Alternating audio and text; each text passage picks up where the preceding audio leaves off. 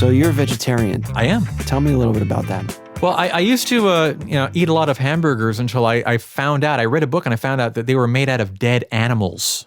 And it grossed me out. What did you think they were made of before? Well, I don't know. Happy fun things. Just like, Ronald McDonald doesn't tell you about the factory farms. You don't know about this stuff. I suppose if they, in the McDonald's commercials, if they had Ronald McDonald right next to a huge dead cow, that wouldn't sell very many Happy Meals. Probably not, but it would be good truth in advertising. Sure, yeah.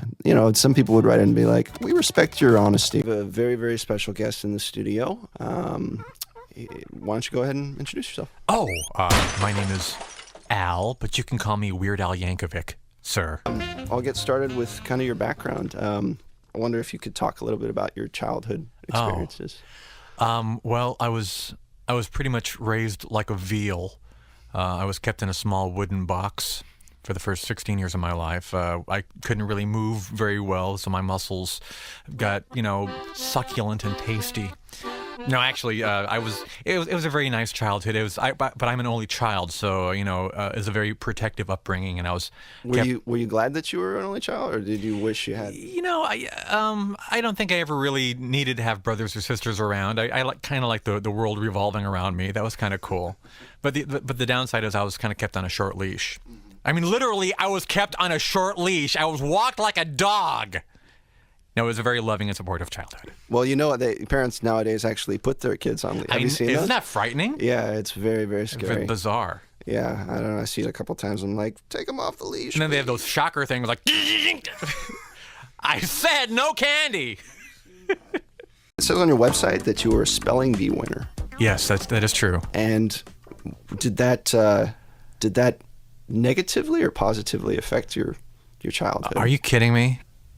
The girls wanted to have me, and the guys wanted to be me. I was the big man on campus, man. Once you're a spelling bee winner, and the accordion player as well. That's right. So that's an awesome double punch. 1-2. Spelling bee winner, accordion player. What's not to like? Did that label you as a band nerd, or was that?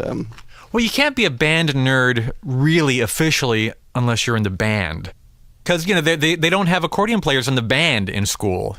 They have, didgeridoo, yeah, come on in.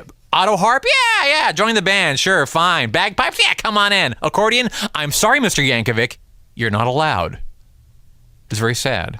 Was high school kind of where you began as a performer, or was it earlier than that? Oh, earlier than that. I mean, my first big break, I guess, was when I was 8 years old, and my cousin Cheryl asked me to play my accordion for her wedding. Mm-hmm. And I was there on stage, doing, I think, When the Saints Go Marching In, which was like, the showstopper. And there was an agent from CAA in the audience who said, that kid, he's got the talent!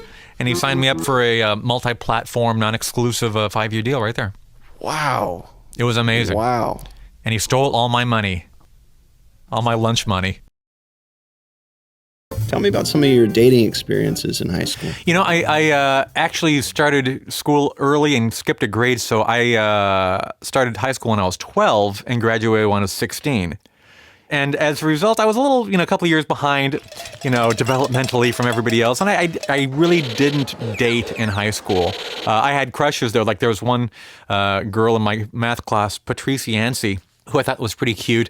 And I thought, I want to do something to get her attention and impress her. So I drew a portrait of her, which I thought was pretty cool.